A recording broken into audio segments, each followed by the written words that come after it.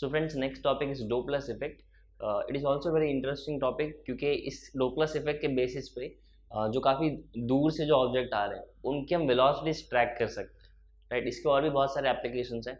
जैसे आपने क्रिकेट में, टेनिस में देखा रहेगा कि बॉल गिरते ही आपको सीधा नीचे स्क्रीन के नीचे स्पीड आ जाता है. तो ball of travelling by 150 kilometre per hour और 140 किलोमीटर पर आवर, जो भी उसकी स्पीड है. राइट, तो ये भी कहीं ना कहीं डोपलर इफेक्ट का ही एक एप्लीकेशन है. So before we get into it, उसके एप्लीकेशन वगैरह देखें. पहले हम लेट्स अंडरस्टैंड कि डोपलर इफेक्ट क्या होता है और एग्जैक्टली कैसे काम करता है. तो उसके लिए हम एग्जांपल लेते हैं. लेट्स से मेरे पास एक सोर्स है साउंड का. Let's say the source of sound, let's name this S, and this source S is continuously emitting sound in all the direction. मतलब सभी डायरेक्शन में ये अपने साउंड वेव्स इमिट किए जा रहे हैं कुछ ऐसे 360 degree. So let's say there are two person. There's a person A.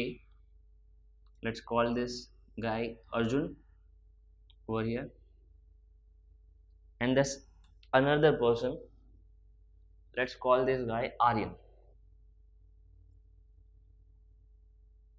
So Arjun and Aryan, इन दोनों के बीच में एग्जैक्टली मेरा सोर्स रखा हुआ है. Right, Arjun and Aryan are both equidistance from the centre और from the source in this case. So let's say this waves are continuously emitting both the directions towards Arjun and toward Aryan. Now what we need to do, we will calculate, और Arjun will calculate that एक second में उसे ऐसे कितनी sound waves उसके यहाँ से पास हो रही है, या कि साउंड उसको कितना सुनाई दे रहा है उसके बेसिस पे. So Arjun has calculated that 10 waves are passing by him per second. 10 such waves passing by him per second. So can I say the frequency of the source of sound is 10 hertz?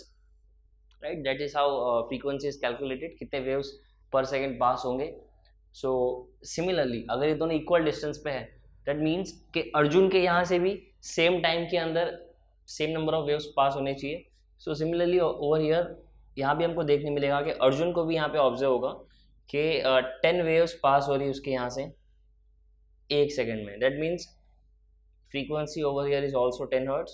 So for Arjun and for Aryan, for both of them, frequency of the source of sound is 10 hertz, because the natural frequency और the real frequency of the sound is let's say 10 hertz. सो अगर दोनों same distance पे है तो दोनों के यहाँ से सेम नंबर ऑफ वेव्स पास होगी एक सेकंड के अंदर, तो दोनों को फील होगा कि सोर्स का फ्रीक्वेंसी है 10 हर्ट्ज. तो ये सोर्स हमारा 10 हर्ट्ज की फ्रीक्वेंसी से साउंड इमिट कर रहा है. Right, so everything is good and well till now. अब हम इसमें थोड़े से चेंजेस करने वाले. तो हमारा अर्जुन और आर्यन दोनों अभी भी अपने उसी जगह पर हैं, पर अब हम सोर्स को थोड़ा सा मूव करने वाले. Let's say source is moving towards Aryan.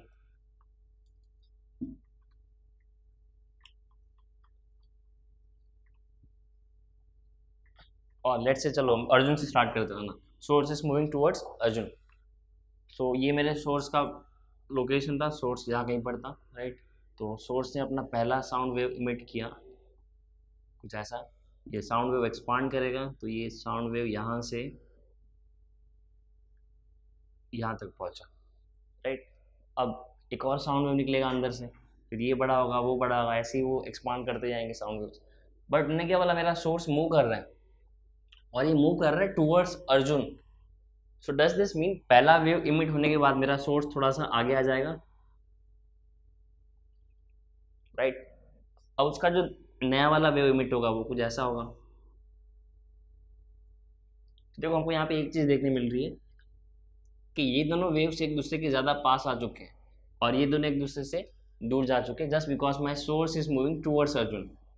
Similarly जैसे जैसे ये सोर्स आगे बढ़ते जाएगा, आपको एक चीज़ यहाँ पे नोटिस होगी कि धीरे धीरे जैसे जैसे आगे जाएगा वैसे वैसे मेरी एक साइड की वेव्स सारी कंप्रेस होती जाएगी, only due to the fact that source is moving in one direction, और हर एक वेव थोड़ा और पास होगा, और दूसरे साइड की वेव्स होगी वो एक्सपांड करती जाएगी, यानी एक दूसरे से दूर जाती जाएगी.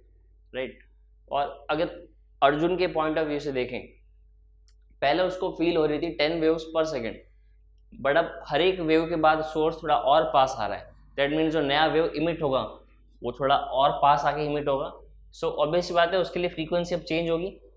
क्योंकि यहाँ पे सारे वेव्स कंप्रेस हो रहे हैं, एक साथ ज़्यादा वेव्स उसको फील होने वाला है क्योंकि मेरा सोर्स आगे बढ़ रहा है. सो लेट्स से अब उसको फील हो रहे हैं 15 waves per second. It also means that frequency for Arjun has changed from 10 to 15 hertz. Okay, does this mean the frequency of the source is changed? क्या मेरा फ्रीक्वेंसी अब जो सोर्स का फ्रीक्वेंसी था क्या वो चेंज हो गया है? क्या वो अलग फ्रीक्वेंसी पे साउंड इमिट करने लगा है? बिल्कुल नहीं, उसका ओरिजिनल फ्रीक्वेंसी अभी भी 10 हर्ट्स है.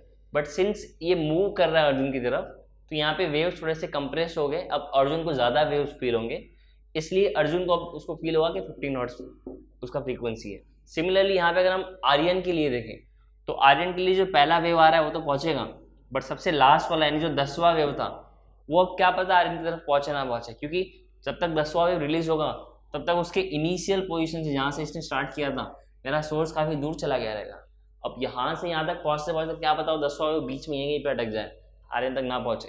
तो इस केस के लिए आर्यन को फील होगा कि फ्रीक्वेंसी थोड़ा सा कम हो चुका है. Aryan will feel around let's say 5 waves per second. So the new frequency for Aryan would be 5 hertz.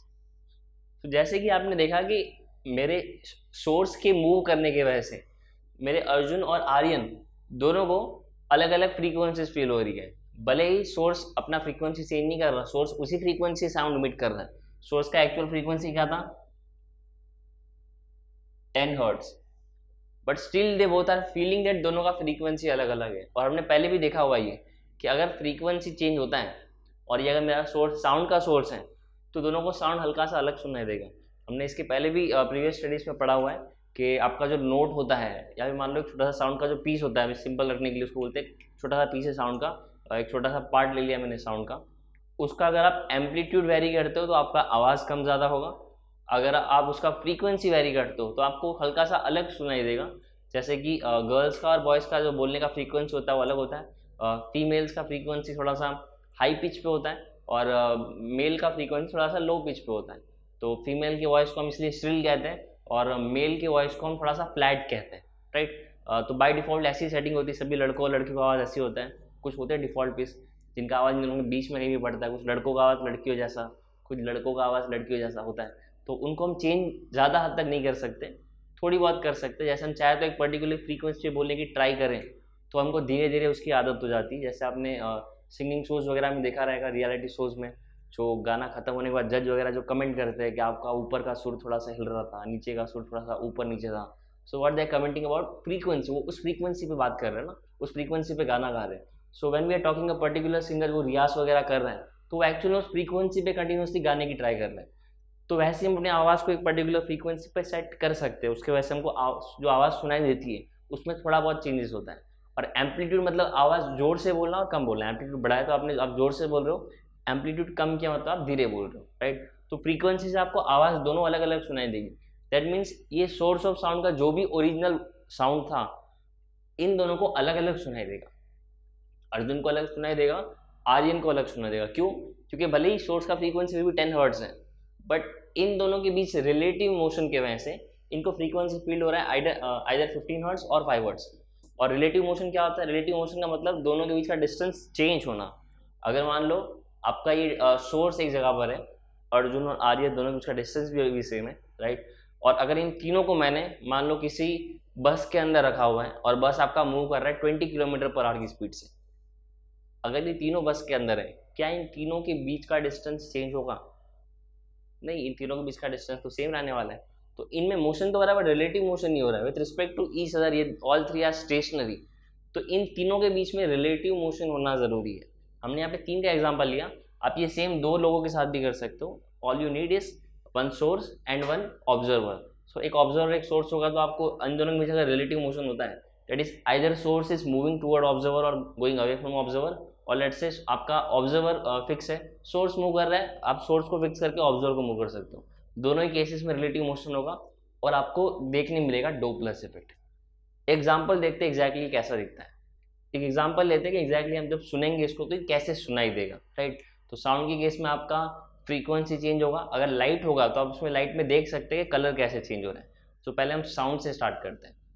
तो जैसे कि आपने देखा एम्बुलेंस जो काफ़ी दूर डिस्टेंस से आ रहा था, पास आते आते उस एम्बुलेंस का जो सायरन का आवाज़ था वो चेंज हो रहा था, पास आने पे नॉर्मल लग रहा था, दूर जाने पे वापस आवाज़ चेंज हो रहा था। तो ये कहीं ना कहीं डोपलर इफेक्ट इन साउंड की वजह से हो रहा था।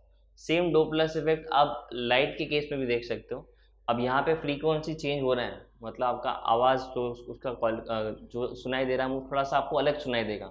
बट अगर हम लाइट के बारे में बात करें, लाइट में जब फ्रीक्वेंसी चेंज होगा तो ऑब्वियस बात है उसका वेवलेंथ भी चेंज होगा। वेवलेंथ उसका या तो कंप्रेस होगा, मतलब फ्रीक्वेंसी बढ़ रहा है, फ्रीक्वेंसी कम होगा तो वेवलेंथ आपका बढ़ रहा है, राइट। दोनों ही केस में आपके लाइट का कलर चेंज होगा।